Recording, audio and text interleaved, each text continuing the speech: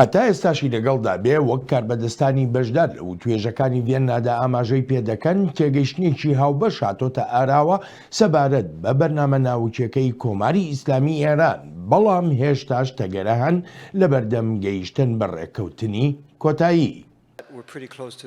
نزیکین لەوەی بگەینە ڕێکەوتن، ماوەیەکی باشیشە نزیکین لەم ڕێکەوتنەوە. پێم وایە ئەمەش پێمان دەڵێت ئەو دۆسیانەی ماون چەند قورسن، بەڵام ڕێگرنین لەوەی نزیک بین لە ڕێکەوتنەکەەوە. دەشێت بۆ ماوەیەکی زۆر نزیک بیت بەڵام نەشگەیتە ڕێکەوتن. جا ڕێکەوتنەکە ئەوە نییە ئامادە بێت بەڵام ئەوەش نییە نەکرێت. گەڕانەوە بۆ ڕێکەوتنە ناوچەکەی ساڵی 2015 و کاراکردنەوەی ئەو ڕێکەوتنە لە بەردەم ئەگەرونەگەرێکی زۆردایە. وەک وەزارەتی دەرەوەی ئەمریکاش دەڵێ ئامادەیی کراوە بۆ تەواوی ئەو سیناریۆیانەی دەشێت بێنە ئاراوە. ئێستا کاتێک باز دێتە سەرباسی ڕەوشی و توێژەکان ئەوە لەم چەند هەفتەی ڕابردوودا بەرەو پێشچوونێکی بەرچاو هاتوونەتە ئاراوە. بەڵام دەمەوێت بە ڕوونی بڵێم گەیشتن بە ڕێکەوتن هەروە زوو نابێت و دڵنیاییش لەسەر نییە. لە ڕاستیدا ئێمە هاوتەری بخۆمان ئامادە دەکەین بۆ سیناریۆکانی ئەگەر و نەگەری گەڕانەوە بۆ وابەستەبوون یان و وابەستە نەبوون بە جێبەجێکردنی ڕێکەوتن ناوەکیەکە. سەرۆک بایدن پەیمانی داوە کە ڕێگە نادرێت ئێران ببێتە خاوەن چەکی ناوەکی. ئەم وابەستەیەش ڕاستەقینەیە و بەهێزیشە لە جیهاندا کە ڕێکەوتنی ناوەکی تیادا بێت و لە جیهانیشدا ئەو ڕێکەوتنەی تیادا نەبێت. نەکرد تەنها ڕێبەرانی سیاسی بەڵکو سەرکردە لەشکریەکانی ئەمریکاش بەردەوام جەخت دەکەنەوە لە چارەسەری سیاسیانەی ئەم کێشە جیهانیە. پێم وایە نامانەوێت ئێران چەکی ناوچی هەبێت. باشترین ڕێگەش چارەسەرێکی وتی وێژ لەسەر کراوە. ئەمە کێشەکانی تری ئێران چارەسەر ناکات، لەوانە ڕەفتارەکانی ئێران. پێشم وایە هیچ یەکێک لە حکومەتی ئەمریکادا کوێر نییە لە بەرامبەر ئەو ڕاستیەدا و هەمووانیش دەیزانین. بەڵام کاتێک ئێران چەکی ناوچی نەبێت ئەوە یانی شتێکە کە ئیتر پێویست ناکات نیگەران بیت بەرامبەری و هەموو ئەو شتانی پشت ڕاست دەکرێنەوە، ینی هەموو ئەو شتانی دەیانزانی دەتەوێت جێگیر بکرێن بۆ دڵنیابوون لەوەی ئێران نەبێتە خاوەنی چەکی ناوچی. واشنگتن لە زۆر بۆنەدا ئەوەی بیری جیهان و ئێرانیش خستۆتەوە کە هەموو بژارەکان بە کراوەیی ماونەتەوە بۆ تاوتوێکردن بە بژاردەی لەشکریشەوە ئەگەر بێت و ڕێکەوتن نەکرێت. ئەوەی پێویستە کردنی دانوستاندنە، بەڵام ئەگەر نەتوانیت دانوستانی لەسەر بکەیت ئەوە ئەو کاتە سەرکردایەتی نێوەندی دێتە ناوەوە. ئەوە کاری ئێمەیە تا بیرۆکەی بەرەنگاربوونەوە نیشانی ئێران بدەین لە بەرامبەر ئەو شتانەی هەوڵی بۆ دەدات و زۆر بەسەختیش پێی دەگات. جا ئێمە ڕۆژانە کار لەسەر ئەمە دەکەین و زۆریش بە ڕژدی کاری لەسەر دەکەین و ئەمەش لە جم و جۆڵەکانماندا لە سەرانسەری ناوچەکەدا دیارن و هەندێک سەرکەوتنیشمان بەدەستێنەوە. وەک دەرزانن کاتێک وشەی بەرەنگاربوونەوە بەکاردەهێنم وشەیەکی مشتومڕ لەسرە لە نێوان ئێمە و ئێراندا. دەستگای نێونەتەوەیی وزەی ئاتۆمی داوای ژمارەیەکی بەرچاوی بەڵگەنامەی لە تاران کردووە کە تایبەتن بە بەرنامە ناوچەکەی ئێران و هەروەهاش ئەو جم و جۆڵانەی ئێران دەیانکات لەو بوارەدا. ئەو نووسرا و بەڵگەنامانەی کە دەبوایە بیان نێرین ڕۆژی 20 مانگی سێ نردومانن بۆ دەستگای نێونەتەوەی وزەی ئەتۆمی و پێداچوونەوەیان پێدا دەکرێن. زۆریشی پێدەچێت نوێنەرانی دەستگای نێونەتەوەی وزەی ئەتۆمی وەک بەشێک لەو پێداچوونەوەانە بێنە ئێرە و هەروەش تا وەڵامی ئێرانیش بزانن پاش ئەوەی دوا ڕاپۆرتی خۆیان ئامادە دەکەن. لە ئێستاشدا و توێژەکانی ڤێننا ڕاگیراون، هەرچەندە زۆرێک لە شیکەرەوە دەڵێن رووسیا فشاری لە ئێران کردووە تا و توێژەکان هەر هیچ نەبێ بۆ ماوەیەکی کاتی ڕابگیرێن و وەک دەڵێن پەیوەندی هەیە بە شەڕی ئۆکرانیاوە. تاران دەڵێ چاوەڕوانی وەڵامی واشنگتنە تا بگەڕێتەوە بۆ دانوستانەکان، بەڵام ناڵێت وەڵامی واشنگتن لەبارەی چیەوەیە. ما هنوز جواب آخری از واشنگتن دریافت. ڕاستیەکەی بڵێم هێشتا هیچ وەڵامێکی دیاریکراوی واشنگتنمان پێنەگەیشتووە سەبارەت بە پرسیاری پەیامنێران تامش بتوانین بە زووترین کات بگەڕێنەوە بۆ ڤێنە بە مەبەستی تەواوکردنی ڕێکەوتنە ناوەکیەکە نەک بۆ دانوستاندنی نوێ. پێویستە هەمووتان چاوەڕوانی وەڵام و ئاماژەی واشنگتن بن. لەگەڵەوەشدا کە دەگوترێت لایەنەکانی 5 کۆیەک لە ڤێننا نزیک بوونەتەوە لە ڕێکەوتن، بەڵام ئەمە بۆ مانایە نییە بگوترێ ئەو ئاستەنگانی لە بەردەم ڕێکەوتنە ناوچیەکەدان بە هێند وەرناگیرێن یان دۆسیەکانی تری پەیوەندیان بە ئێرانەوە هەیە نابنە تەگەرەی قورس لە بەردەم ئەگەر و نەگەری مۆرکردنی ڕێکەوتنەکەدا. هێشتا پرسیارگەلێکی زۆر ماون کە پێویستیان بە وەڵامی یەکلاکەرەوە هەیە، لەوانە ئایا ڕێکەوتنی ناوچی دەبێتە مای درێژەدان بە ڕەفتارەکانی ئێران لە ڕۆژهەڵاتی ناوەڕاستدا؟ ئایا پاسدارانی شۆڕشی ئیسلامی ئێران ڕێگە دەدا بە سەپاندن و جێگیرکردنی مەرجی نوێ بەسەر ئێرانەوە؟ جا بۆ تاوتوێکردنی ئەم پرسانە و ژمارەی پرسی تریش چاوی واشنگتن لە ڕێی سکایپەوە میوانداری جەیسن برۆدسکی دەکا.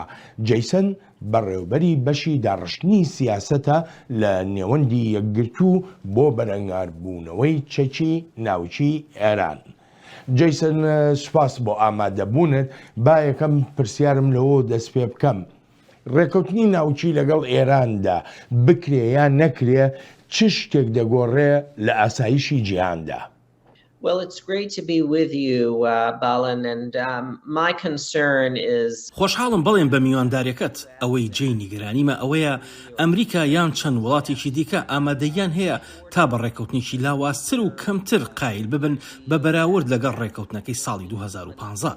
بێگومان ئەمەش جارێکی تر نیگەرانەکان قوڵتر دەکەنەوە سەبارەت بە توانایی ئەمریکا و کۆمەڵگەی نێونەتەوەیش بۆ بەرپرسیارکردنی ئێران لەسەر ئەو کردەوە شەڕانگێزیانی کە دەیانکات و هەروەهاش بەهۆی ئەو هەوڵانی دەدرێن بۆ نووسینی ئەو ڕێکەوتنە بەهێزەی سەرۆک بایدن هاوکاتی هەڵمەتەکانی هەڵبژاردن جەختی لێ دەکردەوە. هەڵبەتە ئێستا پێدەچێت ئەمریکا دەستبەرداری بەشێکی زۆری ئەو بابەتانە بێت کە پەیوەندیان بە باڵەدەستی ئەمریکاوە هەیە لە ڕێی سوکردنی سزاکان و ئەو سنوورداریەی لەسەر بنەماناوچەکەی ئێراندانراوە. ئەوە تا هەر لە ئێستاوە هەندێک لە بەندەکانی بڕیاری ژمارە 22 سیوێشی ئەنجومەنی ئاسایشی UN بەرەو تەواوبوون دەڕوات یان تەواو بوون. بۆ نمونە گەماروی چەک لەسەر ئێران لە مانگی دەی ساڵی 2020دا کۆتایی پێهات. هەر بۆیە لەو بڕوایەدام ئەمریکا و کۆمەڵگەی نێونەتەوەیش نەگەیشتونەتە استراتیژێکی هاوبەشی تۆکمە کە بتوانێت سنوورەکانی کورد مەودایی تێپەڕێنێت لە پەیوەندی بە بەرنامە ناوچەکەی ئێرانەوە.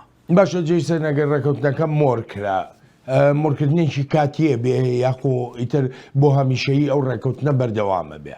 Well, I think it would be a temporary agreement. I think that پێم وایە دەبێتە ڕێکەوتنێکی کاتی لەو سۆنگەیەوە خەریکە شتەکان بەرەو کۆتایی دەڕۆن و ئەم ڕێگەیەش بێگومان کێشەی گەورە بۆ واشنگتن و بۆ کۆمەڵگەی نێونەتەوەیش دروست دەکات لە پەیوەندی بە دۆسەی چۆنیەتی سەر و سەوداکردن لەگەڵ بەرنامەی ناوەکی ئێراندا. با ئەوەشمان بیر نەچێت کە ئەمریکا دەخوازیێت بگەڕێتەوە بۆ ڕێکەوتنەکەی 2015. ئەو ڕێکەوتنی ئەمریکا خۆی لێکشانەوە.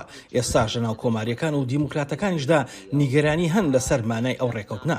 جا لەگەڵ هاتنی هەڵبژاردننی سەرۆکایەتی ئەمریکادا لە ساڵی 2024دا شیانێک هەیە کە سەرۆکی داهاتوو بڕیاری کشانە و بدات وەک ئەوەی سەرۆک دانەڵد ترەمپ کردی لە ماوەی سەرۆکایەتەکەیدا. لەبەر ئەوە پێشبینیەکان بەکراوەی دەمێننەوە. خاڵێکی دیکە دەمەوێت باسی بکەم ئەوەیە لە سەرەتای ساڵی 2025دا جا هەر کەسێک ببێتە سەرۆکی ئەمریکا ئەوە بڕیاری 22 سیوێشی ئەنجومەنی ئاسایش کۆتایی پێدێت و ئیتر کۆمەڵگەی نێونەتەوەی ناتوانێت بە خێرایی سزا بسەپێنێت بەسەر ئێراندا. بێگومان ئەمەش دەبێتە سەرچاوەی نیگەرانیی گەورە. باشە چ شتێکەیە کە بێ بە متمانە بڵین ئەم ڕێکەوتنە دەبێ ببێتە ڕێکەوتنێکی درێژخایەن. لە 2015دا کاتێک کە ڕێکەوتنەکە مۆرکرا بەدەستکەوتێکی سیاسی گەورە دانرا بۆ جیهانی ڕۆژاوە بە تایبەتی بۆ ئەمریکاش. 2010 وەکو جەنابە داماژەوە پێکرد ترامپ لە ڕێکەوتنەکە تاگلایەنە کشایەوە. ئەم جارە ئەگەر ئەم ڕێکەوتنە مۆر بکرێ چ شتێکی جیاوازە بێ لەوەی 2015 کە بگوترێ بەڵێ ئەمە دەبێتە متمانە بەوەی کە ئێران نابێتە خاوەنچەکی ناوچی. چکە خۆ دەزانی ئەمە ینی وەکو بڵێ دروشمێکی هاوبەشی هەم دیموکراتەکانە و هەم کۆماریەکانیشە. Yes, Democrats and Republicans, presidents across several administrations. بەڵێ وایە سەرۆکە دیموکراتەکان و کۆماریەکانیش لە چەندان بەڕێوەبەرایەتی خۆیاندا جەختیان لە وابەستەی خۆیان کردوتەوە تا ئێران نەتوانێت ببێتە خاوەنی چەشی ناوەکی بەڵام کێشەکە لە ڕێکەوتنەکەدایە چونکە لە کۆتاییدا ئێران دەوڵەمەندتر و بەهێزتریش دەبێت لە ئەنجامی هێورکردنەوەی سزاکان و هەڵگرتنی کۆتوبەندەکانی لەسەر بنەما ناوەشیەکەی هەن بەپێی ئەو ڕێکەوتنەی دەکرێن هەروەک پێشتریش ئاماژەم پێکردووە میکانیزمی سەپاندنی سزاکان لە ساڵی 2025دا کۆتاییان پێدێت و ئەمەش وەها دەکات کۆمەڵگەی نێونەتەوەی نەتوانێت کرۆکی نیگەرانەکان بڕەوێنێتەوە لە پەیوەندی بەوانەوە کە ڕەخنە و ناڕەزاییان هەیە بەرامبەر ئەو ڕێکەوتنە و لەو بڕوایەدان ئەگەر ئەو ڕێکەوتنە بکرێت ئەوە ئێران لە کۆتایی پرۆسەکەدا هەر دەتوانێت ببێتە خاوەنی چەشی ناوەکی ئەمەش نیگەرانیشی گەورە و ڕاستەقینەشە. یەکێ لە خاڵەکانی تر کە ینی جێی سەرنجە ئەوەیە کار بەدەستانی ئەمریکا بۆ خۆیان جەخت لەوە دەکەنەوە کە زۆر نزیکن لە ڕێکەوتنەکە بەڵام لە هەمان کاتی شاڵێن مەرج نییە ڕێکەوتنەکە بەم زوانە مۆر بکرێ منەمەوێ ینی شکردنەوەیەکی ئەمەم بۆ بکەین مەبەستەکە چییە؟ Well, it's very frustrating, the messaging coming from the U.S. government over the last... جا بەڕاستی ئەمە مای نیگەرانی و بێزاریە پەیامەکانی حکومەتی ئەمریکا لە ماوەی ئەم ساڵ یان زیاتری ڕابردوودا ئەوە بۆ ئێران لە بەرنامەی ئەمریکادایە تا پێکەوە وابەستەی ڕێکەوتنە ناوەشیەکە بن بەڵام لە هەمان کاتیشدا دەڵێت کار بەبەریەوە نەماوە دەرگا و پەنجەرەکانیش بەڕووی ئەم ڕێکەوتنەدا دادەخرێن ئێرانیش هەر خەریکی بەرەو پێشبردنی بەرنامە ناوەشیەکەی بووە لە ڕێی میکانیزمە جیاوازەکانی خۆی و بە ئەندازەیەکی بووە کە ڕۆژ لە دوای ڕۆژ زیاتر تایبەتمەندێتی پەیماننامەی بڵاوبوونەوەی چەشی ناوەکی پێشل دەکرد جا ئەمە ئەژماری ئێران بووە تا چەندێکی بێت دانوستانەکان درێژ بکاتەوە بەو ئامانجەی ڕێکەوتنەکە بۆ ئەمریکا کورد بهێنێت و لاوازیش بێت و لە بەرامبەریشدا ببێتە ئەو ڕێکەوتنەی بۆ ئێران خۆی بەهێز بێت جا ئەمە دینامیکێکی ترسناکە و پێشم وایە کاتێک ئەمریکا دەڵێت کات بەبەریەوە نەماوە هەوڵێکە بۆ فشارکردنێکی زیاتر لەسەر ڕژێمی ئێران بەڵام وەک دەبینین ئەم هەوڵە هەر هیچ نەبێت تا ئێستاکە کاریگەر نەبووە ئێران کاتی تەواو بە خۆی دەدات تا داواکاریەکانی بەرێتە بەرزترین ئاست و بەداخیشەوە ئەمریکا هەڵوێستەکانی خۆی نەگۆڕیوە بەهۆی کارداناوەکانی ئێرانەوە ئەمەش دانەمیکیەکەی ئێستایە. جیسن شەڕی ئۆکرانیا ئەمە چەندێک کاریگەری هەیە نەک بەسەر ڕەوشی کۆبوونەوەکانەوە بەسەر ئەنجامی کۆبوونەوەکان و ئەگەر و نەگەری ڕێکەوتن لەگەڵ ئێراندا. Well, I think Ukraine has really altered. پێم وایە قەیرانی ئۆکرانیا بەڕاستی چوارچێوەی ژۆپۆلیتیکی گۆڕیوە لە پەیوەندی بە ڕێکەوتنی ناوەشیەوە لەگەڵ ئێراندا لە ساڵی 2014دا دانوستان هەبوون هاوکاتی قەیرانی کریمیا بەڵام لەو کاتەدا زلهێزەکانی جیهان توانیان ئەو دۆسیە جیا بکەنەوە بۆی کە دەگوترا پەیوەندی بە ئۆکرانیاوە هەیە ئەو قەیرانی ئێستا و داگیرکاریەکانی رووسیا بە تەواوەتی جیاوازە لە ڕووی قەبارەی کێشەکەوە چونکە بنەما ئاسایشەکەی هەردوو بەری ئۆقیانوسی ئەتلانتیکی هەژاندووە ئەم قەیرانە نوێیە پرسیاری گەرێک ڕژدی لەسەر توانایی رووسیا هێناوەتە ئاراوە بە تایبەتیش ئایا رووسیا جێی متمانەیە لەم دۆسیە ڕێکەوتنی ناوەکیەدا لەگەڵ ئێراندا چونکە رووسیا ڕۆڵی جێبەجێکاری هەیە لە ڕێکەوتنە ناوەکیەکەدا مانگی ڕابردوو بینیمان رووسیا داوای هەندێک دڵنیایی دەکرد لە زلهێزەکانی ڕۆژئاوا تا بتوانێت بەردەوام بێت لە پەیوەندی ئاساییە بازرگانەکانیدا لەگەڵ کۆماری ئیسلامیدا وێڕای ئەو سزا قورسانی لەسەر مۆسکۆدانراون زلهێزەکانی ڕۆژئاوا ئامادە نەبوون هەر هیچ نەبێت بە ئاشکرایی ئەو داوایە جێبەجێ بکەن رووسیا دەیەوێت ئێران بەکار بهێنێت بۆ کەمکردنەوەی کاریگەری سزاکان هەر بۆیەشە نیگەرانێکی زۆر هەیە سەبارەت بە دۆسەی ئۆکرانیا لە پەیوەندی بە دانوستانەکانەوە و ئەو جارەش لە پەیوەندی بە ڕێکەوتنە ناوەشیەکەوە. جیسن من دەگەڕێمەوە بۆلات بەلای واشنگتنەوە گرنگە هاوپەیمانەکانی ئەمریکا دڵنیا بنەوەی ڕێکەوتنی ناوچی هیچ کاریگەریەکی نابێت بەسەر کاری پێکەوەییاندا و تەنانەت ئەگەر ڕێکەوتنەکەش مۆرکرا بۆ مانایەن نییە کە ئیتر پشت دەکرێتە هاوپەیمانەکانی ئەمریکا لە ڕۆژهەڵاتی ناوەڕاستدا. دەرفەتمە بوو نوێترین زانیاریەکان باس بکەم لەگەڵ سەرگۆزیدا لەسەر ئەو هەوڵانەی دەدرێن بۆ ڕێکەوتنە ناوکیەکە وەک چۆن پێشتریش ئاڵگۆڕی زانیاریەکانمان کردوون ئەوهاش بەردەوامە بین لەسەریان جابگەینە ڕێکەوتن یان نەگەین ئەوە ئێمە بەردەوام پێکەوە کارەکەین و هەروها لەگەڵ هاوبەشەکانی ترماندا بۆ بەرەنگاربوونەوەی ئەو ڕەفتارانە ئێران کە دەبنەمای ناسەقامگیری لە ناوچەکەدا وەکەوەی حوسیەکان کردیان دژی ژێرخانە سڤیلەکان لە میرنشینەکان و لە عەرەبستانی سەعودیەش ئەوانە کاری تیرۆریستین و ئێران ئەو زەمینەیەی بۆ ڕەخساندون. بەڵامە تا ئێستاشی لەگەڵدا بێ هاوپەیمانە استراتیژیەکانی ئەمریکا بە گومانێکی زۆرەوە دەڕوانە ئەو ڕێکەوتنەوە ئەڵبەت ئەگەر مۆر بکرێ. بەداخەوە هێشتاش سووربوونێک هەیە بۆ مۆرکردنی ڕێکەوتنی ناوچی لەگەڵ ئێراندا جا بە هەر نرخێک بێت وەک ئەوەی بە گەورەترین ڕێکخراوی تێرۆریستی بگوترێت ڕێکخراوێکی تێرۆریستی نییە ئەمە نرخێکی زۆر بەرزە بۆ ڕێکەوتنێک. هەر چۆنێک بێ واشنگتن وها دەڕوانێتە ئەو ڕێکەوتنە کە باشترین دەرفەتە بۆ سنووردارکردنی جموجۆڵە ناوچەکانی ئێران و ڕەوشی پاش ساڵی مۆرکردنی ڕێکەوتنەکە بیری خەڵک دەخاتەوە وەک دەڵێ توانرا بوو بەرنامە ناوچەکەی ئێران کۆت بکرێ. ئێران ببێتە خاوەنی چەکی ناوەکی هێرشەکانی رووسیا بۆ سەر هەردوو لامان وابەستەین و هەردوو لامان سوورین لەسەرەوەی نابێت هەرگیز ئۆکرانیاوە بێتهێنانەوەیەکی ترە و پێمان دەڵێت بۆچی ئەم هەڵوێستەمان زۆر گرنگە. ئێرانێک بە چەکی ناوەکیەوەیان هەبوونی توانایی بۆ دروستکردنی و چەکانە لە ماوەیەکی کەمدا ئەوە زیاتر دەبێتە وڵاتێکی شەڕانگێز و ئەو هەستە درۆی نێشی لەلا دروست دەکات کە هەر چ شتێک بکات بەبێ سزا لە تێپەڕ دەبێت. ئەمریکا بڕوای بەوەیە گەڕانەوە بۆ جێبەجێکردنی تەواوەتی ڕێکەوتنە ناوەکیەکە باشترین ڕێگەیە بۆ سنووردارکردنی بەرنامە ناوکیەکەی ئێران کە دوای شانەوەی ئەمریکا لەو ڕێکەوتنە ئەو سنوورداریە نەما. بێگومان ئەم هەڵوێستەی تەل ئەڤیڤ تا ئەندازەیەک نیگەرانی هێناوەتە ئاراوە لای سەرکردە لەشکریەکانی ئەمریکا لەو ناوچەیەی جیهاندا. جا پێم وایە ئەوە ڕوونە ئیسرائیل هەنگاوەکانی داکۆچی لە خۆکردن دەگرێتە بەر کاتێک بەرەنگاری کارەکانی ئێران دەبێتەوە. بێگومان ئێران خۆی تەرخان کردووە بۆ وێرانکردنی ئیسرائیل. ئێرانەکان چەندان جار بە ئاشکرایی ئەوەیان وتووە من نیگەرانم لەو ڕەوشە قورسانەی نێوان ئیسرائیل و ئێران چونکە زۆر جار هێزەکانمان دەکەونە بەر مەترسیەوە جا لە عێراق بن بە دڵنیاییەوە جێی نیگەرانی منن کاتێک ئەو یان لە سووریا ڕەوشە ئاڵۆزە دەبینین.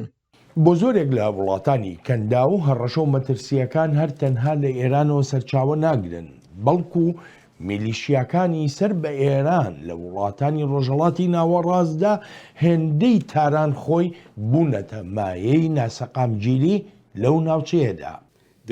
پێویستی بۆ ئەم کۆبوونەوە لووتکەیەی نەقەب گرنگ و بە پەلەشە بەهۆی پەرەسەندەکانی ئەم دوایەوە وەکو هێرشی بەردەوامی حوسیەکان بۆ سەر ژێرخانی سیڤیلیانی وزە بەردەوامی هەڕەشە و مەترسیەکانی ڕێکخراوە تیرۆریستەکانی وەک حیزبوڵڵا و ئەوانی تریش کە سەر بە ئێرانن و هەروەهاش پێویستی بۆ ڕاگررتنی بەرنامە ناوەکیەکەی ئێران. واشنگتن وەک دەڵێ ئەوەی لە توانایدا بێدەیکە بۆ پاراستنی ئاسایش و سەقامگیری لەو ناوچەیەی جیهاندا هەر بۆیەشە سەرکردایەتیەکی تایبەتی لەشکری هەیە لە ڕۆژهەڵاتی ناوەڕاستدا. ئەمە ئەو ناوچەیە کە ئێمە ڕێگە ئاویەکانی دەپارێزین تا بازرگانی گیانی تیاندا بەردەوام بن. ئەمە ئەو ناوچەیە شەڕی دژی ئەو ناوچەیە کار لەگەڵ هاوبەشەکانماندا دەکەین بۆ تیرۆریستانەی تێدا دەکەین کە بوونەتە مەترسی بۆ سەر هاوڵاتیانمان. بەرەنگاربوونەوەی ئەو نائارامی و ناسەقامگیری سەرچاوەکانیان ئێرانن هەر بۆیە سەرکردایەتی نێوەندیمان لێرە ئێشگار گرنگە بۆ ئاسایشمان بۆ ئامادەییمان و بۆ ئەرکەکانیشمان. جیسن بەڕای تۆ بۆچی ئەمریکا هەتا ئێستا نەیتوانیوە وڵاتانی ناوچەکە تەواو دڵنیا بکاتەوە لەوەی کە ڕێکەوتنەکە لە پێناو سەقامگیری ناوچەکەدایە نەک ئەوەی کە باڵادەستی ئێران زیاتر بێت لەو ناوچەی جیهاندا بە تایبەتیش مەبەستم لە ڕۆژهەڵاتی ناوەڕاستدا. Well, I think that's because the traditional U.S. allies and partners in the region have seen this movie before. They've lived it. پێم وایە هاوپەیمانان و هاوبەشە باوەکانی ئەمریکا لە ناوچەکەدا پێشتر ئەم فلیمەیان بینیوە و لە ساڵی 2015دا ئەزمونیان کردووە پاژمۆرکردنی ڕێکەوتنە ناوچەکە. ئێران بە سەرانسەری ناوچەکەدا بڵاو بۆتەوە لە سووریا و یەمەن و عێراق و شوێنەکانی دیکەش. بەڕێوەبەرایەتی جیاوازەکانی ئەمریکاش نەگەیشتونەتە ئەوەی استراتیژێکی تۆکمەیان هەبێت بەرامبەر ناوچەکە لە پەیوەندی بە ڕەفتار و جموجۆڵەکانی ئێرانەوە لەو ناوچانە. لەو سەروەختەی بەڕێوەبەرایەتەکەی ئۆباماشدا ئەو جۆرە دڵنیاییدانەمان دەبیست و دەمان بینی سەبارەت بۆی ڕێکەوتنی ناوەکی نابێتە ڕێگر لە بەردەم ئەمریکادا تا ئێران بەرپرسیار بکرێت لەسەر ڕەفتارەکانی لە ڕۆژهەڵاتی ناوەڕاستدا. ئێستاش هەمان داینامیک بەکاردەهێنرێت. میلیشیاکانی سەر بە ئێران لە سووریا و عێراقدا ژمارەیەک هێرشیان کردوتە سەر بەرژەوەندەکانی ئەمریکا لە هەردوو وڵاتدا. هەر لەو ماوەی ڕابردووشدا هێرش کرایە سەر بنکێکی سەربازی کە سەربازی ئەمریکایی لێبوو و 4 سەرباز بریندار کراون و هێشتا هیچ وەڵامێکی ئەمریکا نەبووە بەرامبەر ئەو هێرشانە. پێدەچێت ئەمریکا بخوازێت هاوسەنگیەک دروستکات لە پەیوەندی بۆ خواستانەوەی کە هەیەی بۆ ڕێکەوتنەکە. هەر بۆیەشە هاوپەیمانان و هاوبەشەکانی ئەمریکا لەو چاویلکەیەوە سێری دۆسیەی ناوەکی دەکەن و زۆریش بە گومانن و گومان و نیگەرانیەکانیشان لە جێی خۆیاندان. ئەم وتوێژانەی ڤێنا کە دەکرێن بە تایبەتی لە پەیوەندی بە ناوچەی ڕۆژهەڵاتی ناوەڕاستەوە چەندێک ئەوەی نیشان داوین کە ئەمریکا باڵادەستە لە توێژەکانی ڤێنادا وە توانای گۆڕانکاریەکان پێویستە بە کۆنتترۆڵی ئەمریکادا تێپەڕێ ئەوجا شتێک بێتە ئاراوە لەو ناوچەیی جیهاندا. Well, I think that the U.S. is a very important partner for many countries in the Middle East. پێم وایە ئەمریکا هاوبەشێکی زۆر گرنگە بۆ زۆرێک لە وڵاتانی ڕۆژهەڵاتی ناوەڕاست. پێشم وایە ئێستا ئێمە دەچین بەرەو ڕیزبەندێکی فرەجەمسەریەوە لەگەڵ ئەوەشدا کە ناکرێت بڵین پێویستە ئەمریکا لە ڕۆژهەڵاتی ناوەڕاست بکشێتەوە.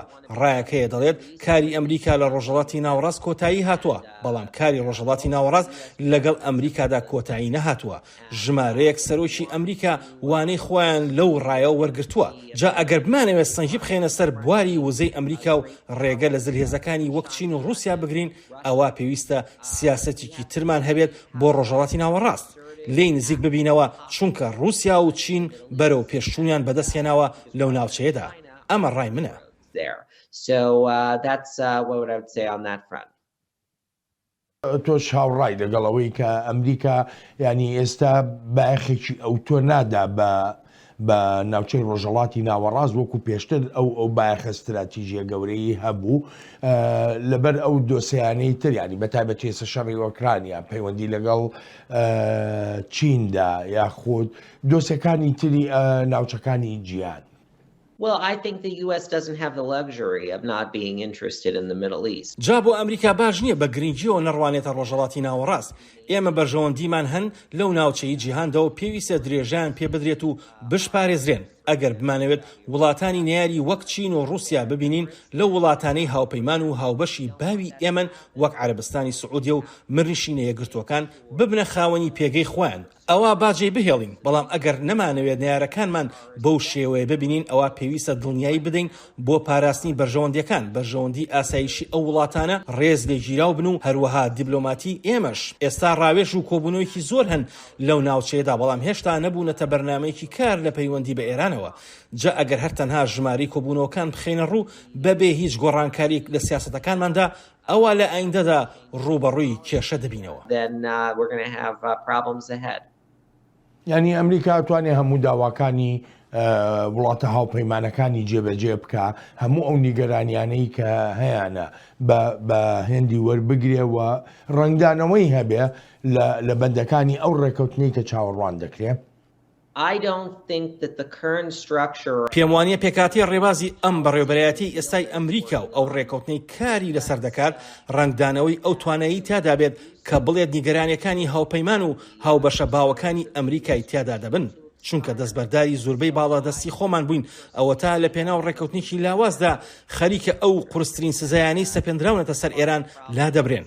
جا من بۆ خۆم نازانم چۆن ئەو ڕێکەوتنە لە بەرژەوەندی ئاسایشی نیشتیمانی ئەمریکادا دەبێت. هەروە پێشم وایە بەشێکی کێشەکە ئەوەیە کە نوقمی ژێر ڕوانینێکی بە کۆمەڵ بووین و دەیەوێت زەمینەکانی 2013 و 2015 بڕەخسێنرێتەوە لە کاتێکدا ناگونجێت. لەسەر ئاستی سیاسی و هەروە لەسەر ئاستی تەکنیکیش بۆ بەرنامە ناوەکیەکەی ئێران لە ئاوەها زەمینەیەکدا بەرەو پێشچوونی بەخۆ بینیوە. هەر بۆیەشە بە دوودڵێکی زۆرەوە لەم ئاڕاستەی سیاسەتی ئەمریکا دەڕوانم. لەگەڵەوەشدا کە ژمارەیەک لە میدیا ناودارەکانی ئەمریکا راپۆرتیان لەسەر هەواڵێک بڵاو کردەوە کە گوایە بەڕێوەبەرایەتیەکەی جۆ بایدن دەخوازێت لە بەرامبەر ڕێکەوتنی ناوچەی لەگەڵ ئێراندا سوپای پاسدارانی شۆڕشی ئیسلامی ئێران لە لیستی تێرۆریستان دەربێنێ. بەڵام واشنگتن دەڵێت نەخێر وان نییە. ڕوانینی ئێمە سەبارەت بە پاسدارانی شۆڕشی ئیسلامی ئێران ئەوەیە سزاکان و سزا زیاترەکانی تریش لەسەر پاسداران دەمێننەوە. ئەمە سەودایەک نییە بۆ چارەسەرکردنی ئەم کێشەیە، هیوادارین چارەسەر بکرێت. بەڵام زۆر وڵاتی ناوچەکە هەمان ڕوانینی ئێمەیان هەیە لەسەر پاسداران هەر لەم ماوەی ڕابردوودا هێرشکردنە سەر هەولێرمان بینی. جا ئەمە ڕێکەوتنێک نییە بۆ چارەسەرکردنی ئەم کێشەیە. بۆ هاوپەیمانەکانی ئەمریکا لە ڕۆژهەڵاتی ناوەڕاستدا دەرهێنانی پاسداران لە لیستی تێرۆریزمدا هاندانە بۆ ئەو هێزانەی سەر بە پاسدارانن تا هێرشی زیاتر بکەن و ئاسایشی ناوچەکە تێک بدەن. ئێمە نیگەرانیمان هەن لەسەر ئەو خواستانەی هەن بۆ دەرێنانی پاسدارانی شۆڕشی ئیسلامی لە لیستی تێرۆریزم. حوسەکانی سەر بە پاسداران هەر لەم ماوەی ڕابردوودا هێرشێکی ترسناکیان کردە سەر عەرەبستانی سعودیە. هیوادارم ئەمریکا گوێی لەم دەنگە نیگەرانانەی ئیسرائیل و وڵاتانی تری ناوچەکە بێت. ئەمە دۆسیەکی زۆر گرنگە. نارەوەندە بەڵکو ئاگاهیش دەدرێ بەوەی تەنانەت ئەگەر پاسداران لە لیستی تێرۆر دەربهێنرێ هیچ شتێک لە استراتیژیەتی ئەو وڵاتانەدا ناگۆڕێ بۆ بەرەنگاربوونەوەی تێرۆریزم. تەنانەت ئەگەر ئەو بڕیاری بەدبەختیەش درا ئەوە دەوڵەتی ئیسرائیل هەر وەک ڕێکخراوێکی تێرۆریستەر و سەودا لەگەڵ پاسداران دەکات و بەردەوامیش دژی پاسداران دەبێت. بە هەمان شێوەی دژایەتیکردنمان بۆ ڕێکخراوە تێرۆریستەکانی تر. بێگومان ئایندەمان بەکارەکانمان دیار دەکرێت نەک بە قسە. ئەمریکا جارێکی تریش جەخت دەکاتەوە لەوەی هیچ پلانێکی نییە تا بڕیارەکانی خۆی لەسەر پاسداران بگۆڕێت. دەتوانم پێت بڵێم سزاکان لەسەر پاسدارانی شۆڕشی ئیسلامی دەمێننەوە بە پێی یاسای ئەمریکا و ڕاوڕوانین و سیاسەتیشمان بەرامبەر پاسداران ناگۆڕدرێن. ئەوروپاییەکانیش لەو بڕوایەدان دۆسێ گرنگەکە لە ئێستادا سنووردارکردنی بەرنامە ناوچەکەی ئێرانە نەک دۆسەکانی تر. ئەوە مەبەستەکە نییە، بەڵکو مەبەست لێی کاراکردنەوەی ڕێکەوتنەکەیە بۆ دڵنیابوون لەوەی ئێران نابێتە خاوەن شەکی ناوەکی. ناتوانم بڵێم ڕێکەوتنەکەمان تەواو کردووە، بەڵام زۆر نزیکین لێ و هەندێک دۆسیە هەن بە هەڵپرسێدراوی ماونەتەوە.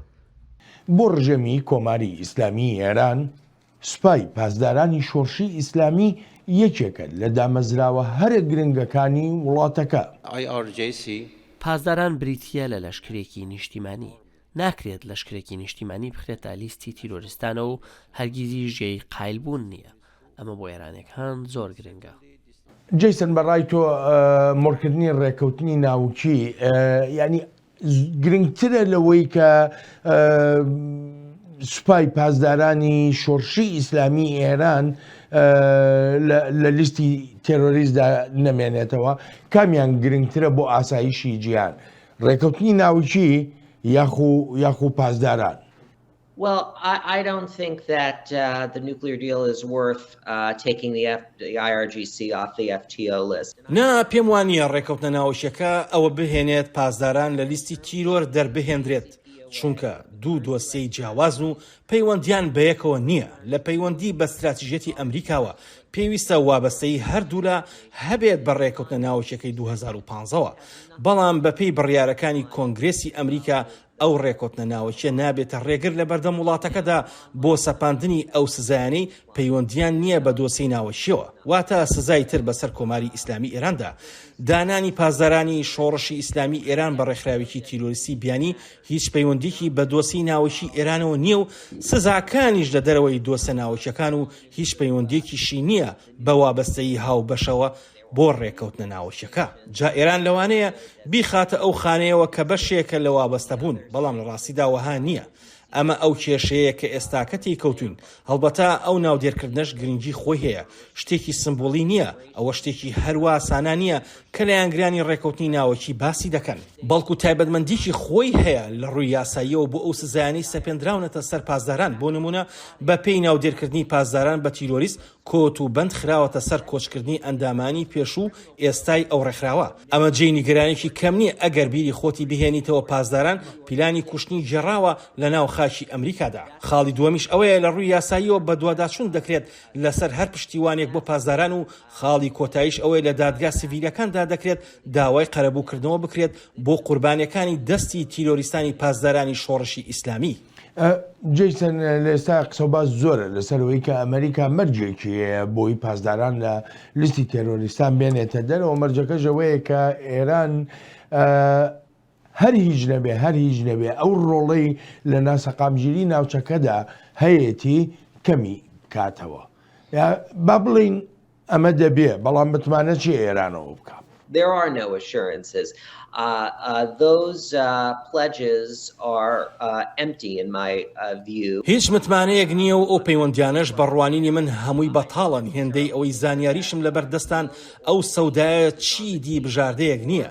چەند هەوڵێک لە ئارادا بوون تا بگەنە چارەسەرێکی مامناوەند وەک ئەوەی هەموو هێزەکانی پاسداران بە تیرۆریست دانەنرێت و تەنها هێزی قودس بگرێتەوە بۆ پێی پاسداران هەمووی هێزی قودس نییە بەڵکو هێزی ئاسمانی هەواڵگیری و هێزی پیادە و بەسیج و چەندان هێزی تریشە گوایە ئەمە وەک چارەسەرێکی مامناوەندی پێش نیاز کراوە بگەڕێمەوە سەر سەرەتای پرسیارەکەت بە هیچ شێوەیەک پاسدارانی شۆڕشی ئیسلامی جێی بڕوا و متمانە نین تا وابەستەیەکان بەجێ بگەێنێت بەڕاشکاویش بڵێم ئەگەر پاسداران لە لیستی تیۆریزمدا لا ببرێن ئەوە دەڵێم ئەگەر ئەمریکا هەنگاوێکی لەو شێوەیە بنێت ئەوە تا ئەو پەڕی ڕادا کارێکی ساویلکانەیە و پەیامێکی زۆر خراپیش دەبێت بۆ هاوپەیمان و هاوبەشەکانمان لە ڕۆژهەڵاتی ناوەڕاستدا.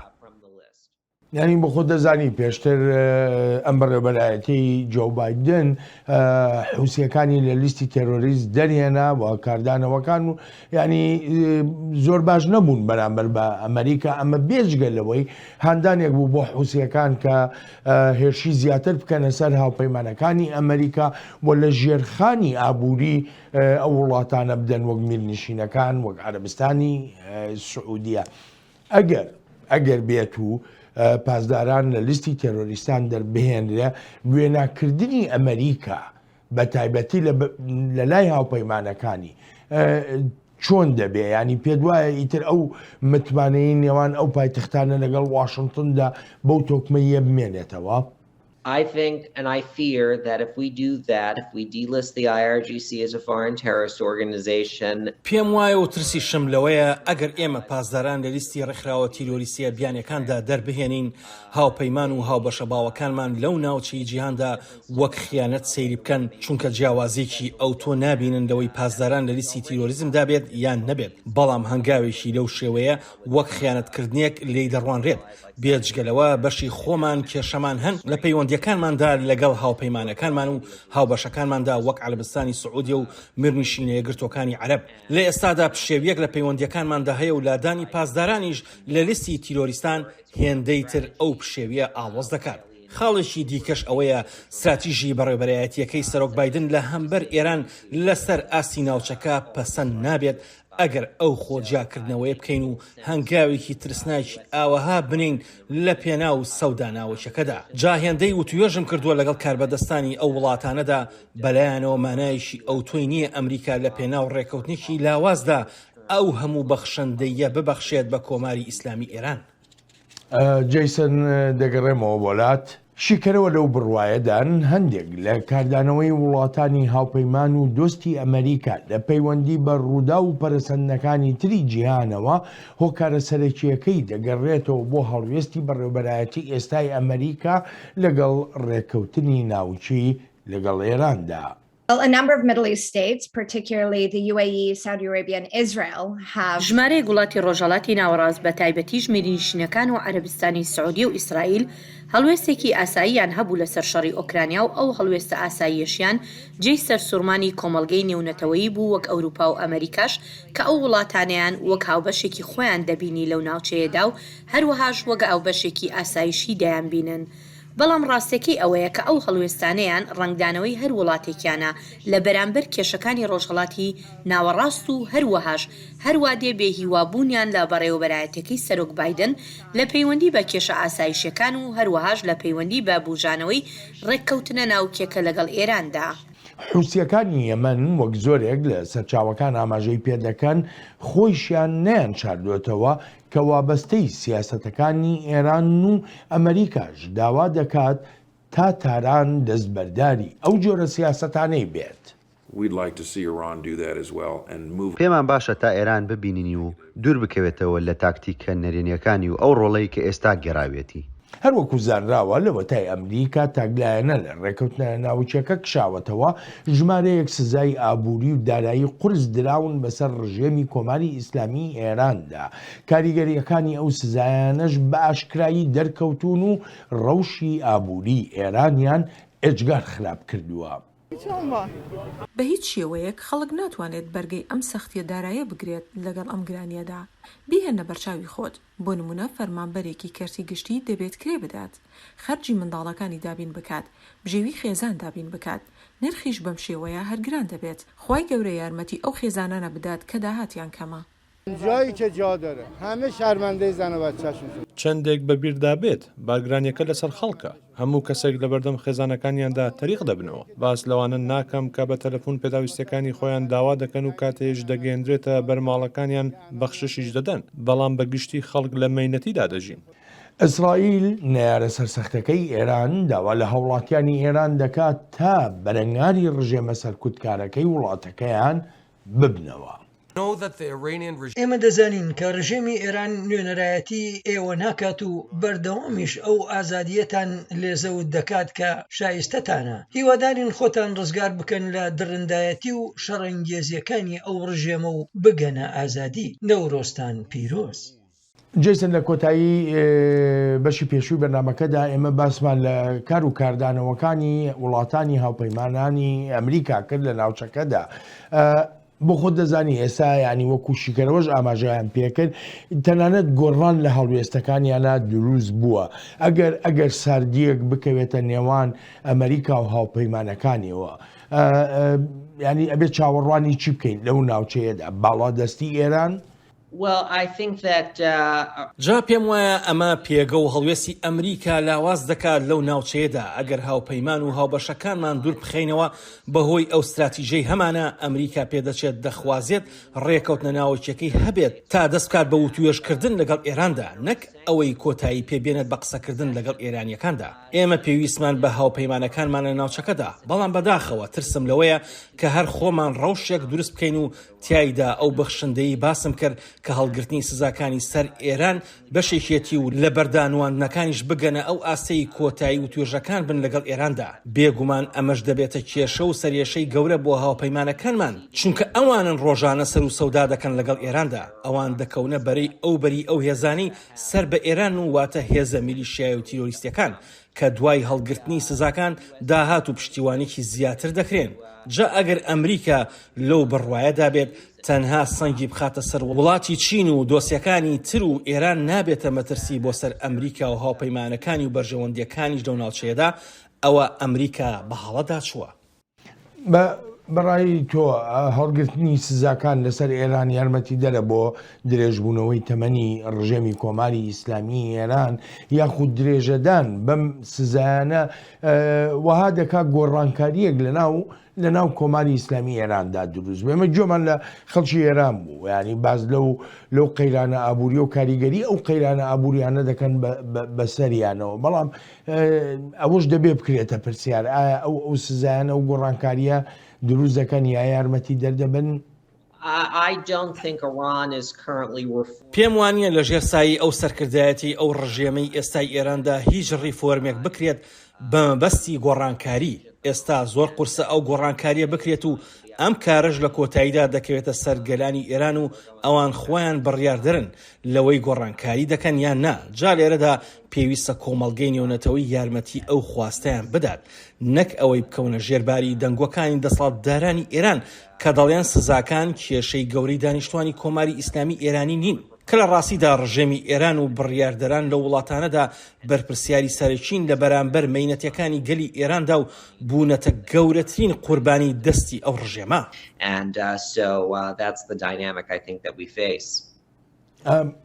ئەزمونونەکان پێمان دەڵێن گەلانی ئەو ناوچەیە بە تەنیا ناتوانن بیکەن. تۆ ژەڵی پێویستە پشتیوانی کۆمەڵگەی نێونەتەوەییان لەگەڵدا بێ چ جۆرە پشتیوانیەک؟ I think that unfortunately Europe and the United States have for too long. بەداخەوە ئەوروپا و ئەمریکاش زۆر دەمێکە تەنها لە ڕوانگەی بەرنامەی ناوەکیەوە سەودایان لەگەڵ ئێراندا کردووە و ئەمەش لە بەرژەوەندی ڕژێمی کۆماری ئیسلامی ئێران کەوتۆتەوە چونکە ئەم دۆسیە ناوەکیە بەکاردەهێنێت بۆ لادانی سەرنجەکان لەسەر ڕەفتارەکانی تری ئێران وەک پشتیوانیکردن لە تیرۆریزم، بڵاوکردنەوەی سیستەمی موشەکی و فڕۆکەی بێفڕۆکەوان و هەروەهاش پێشێلکاریە زۆرەکانی مافەکانی مرۆڤ کە ڕۆژانە دەکرێت. هەر بۆیە من ئەمە بە کرۆشی لاوازی استراتیژەتی ئەوروپا و ئەمریکاش دەبین و بێ لەوەش بەداخەوە نەمانتوانیوە بەڕنگاری ڕەفتارەکانی ئێران ببینەوە. هەر بۆیە پێویستمان بە بەرنامە و پلانی هەمەلایەن هەیە. جیسن زۆر سپاس دەکەم بۆ بەشداری لە چاوی واشنگتنی ئەم هەفتەیەدا سپاس و پێزانینم. عزیزانم سپاسی بێپایانم بۆ ئێوەی خۆشەویستە کە تا ئێستا لەگەڵماندا بوون تا هەفتەی ئایندا و چاوێکی نوێی واشنگتن ڕێز و خۆشەویستی ستافی بەرنامە هەروەهایی خۆشم بەڵێن ساڵح پەسەند بفەرمونون هەر لە خۆشیە جەتان بێڵی.